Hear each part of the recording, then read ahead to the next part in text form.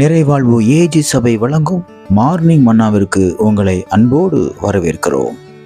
கர்த்தருடைய பரிசுத்த நாமம் மகிமைப்படுவதாக. இந்த நாளில் உங்களை சந்திப்பதிலே மிகுந்த சந்தோஷம். எனக்கு அன்பான தேவனுடைய பிள்ளைகளே, நிறைய பேர் நம்மளை ரிஜெக்ட் பண்ணுவாங்க, பார்த்துருக்கீங்களா?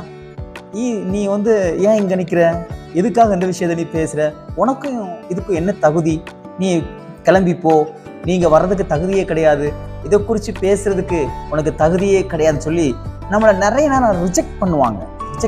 நீங்க நிறைய பேரால புறக்கணிக்கப்பட்டு கொண்டிருக்கீங்களா? உங்க வேலை பார்க்குற இடத்துலையும் சரி, உங்க குடும்பத்துல சரி, உங்க குடும்ப உறவுகளுக்கு மத்தியில சரி, உங்களோட ஃப்ரெண்ட்ஷிப் மத்தியில சரி, உங்களுடைய தெருக்கல்ல, உங்க ஊர்ல உங்களை எல்லாரும் நிராகரிக்கிறாங்களா?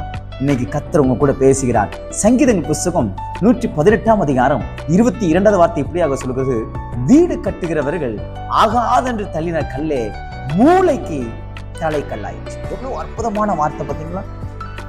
சில கல்லை உடைச்சு போடுவாங்க. நீங்க தூத்துக்குடி பக்கம் பார்த்தீங்கன்னா அங்க என்ன செய்வாங்கன்னா, செங்கலை வச்சு கட்ட மாட்டாங்க, முதல்ல கருங்கல்லை வச்சு அஸ்திபாரம் போடுவாங்க.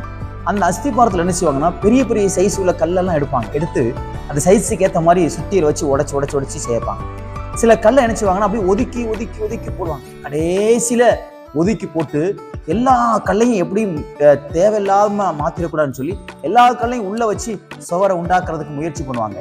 ஆனா சில கல் செட்டே ஆகாது, அதை ஓரமா ஒதுக்கி போட்டிருப்பாங்க பாருங்க. ஆனா அதுல ஃபைனல் டச் கொடுக்கறதுக்கு அந்த கல்லு அப்படியே அக்யூரேட்டா செஞ்சு வச்ச மாதிரி இருக்கும். கொத்தனார் அந்த கல்லை வச்ச உடனே அந்த இடம் அப்படியே ஃபுல்ஃபில் ஆகுறத, அது முழுமை அடைகிறத அவர் பார்த்தோன்னு அவருக்கு ஒரு பெரிய சந்தோஷம் இருக்கும். இத்தனை நாளா ஒதுக்கப்பட்டிருந்த அந்த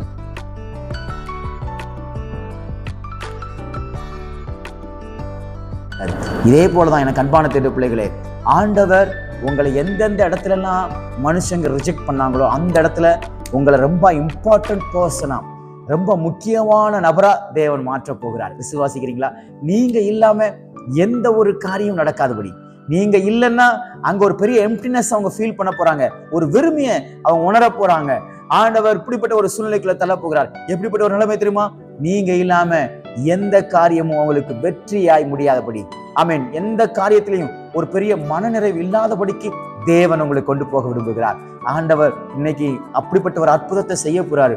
எங்கெல்லாம் நீங்க ஒதுக்கப்பட்டீங்களோ, எங்கெல்லாம் உங்களை நிராகரிச்சாங்களோ, அவர்களுக்கு மத்தியில தேவன் உங்க தலையை உயர்த்துவார். யோசேப்போட வாழ்க்கையை பாருங்க, அவனுடைய வாழ்க்கை எல்லாரும் அவனை ரிஜெக்ட் பண்ணாங்க, சகோதரர் எல்லாரும் ரிஜெக்ட் பண்ணாங்க. கர்த்தர் பாருங்க, அவன் இல்லாம அவன் சந்ததியே இல்லை, அவன் இல்லாம அவங்க சகோதரிய அவன் சந்ததியே இல்லாம கர்த்தர் எல்லாருடைய ஜீவனையும் யோசேப்போட கையில கொடுத்தார். இதுதான் மூளைக்கு தலைக்கல். கர்த்தர் இந்த நாள் அப்படி மாற்றுவாராக. பயப்படாதீங்க.